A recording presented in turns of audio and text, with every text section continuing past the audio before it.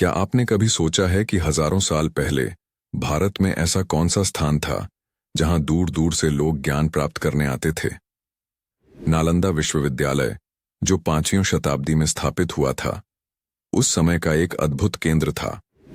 बिहार के नालंदा क्षेत्र में स्थित यह विश्वविद्यालय गुप्त सम्राट कुमारगुप्त प्रथम के शासनकाल में आरंभ हुआ। यह केवल एक भवन नहीं, बल्कि एक विशाल परिसर था जिसमें 8 विशाल हॉल, सैकड़ों कमरे और एक अद्वितीय पुस्तकालय था।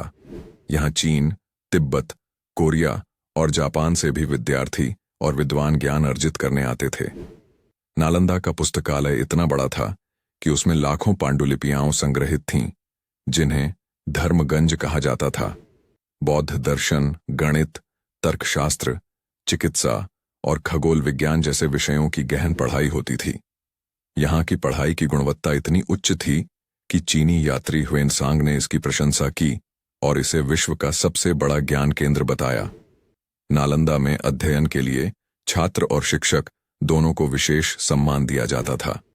दुर्भाग्यवश 12वीं शताब्दी में एक आक्रमण के दौरान यह विश्वविद्यालय नष्ट हो गया, लेकिन आज भी नालंदा का नाम ज्ञान, विद्वत्ता और गौरव का प्रतीक बना हुआ है।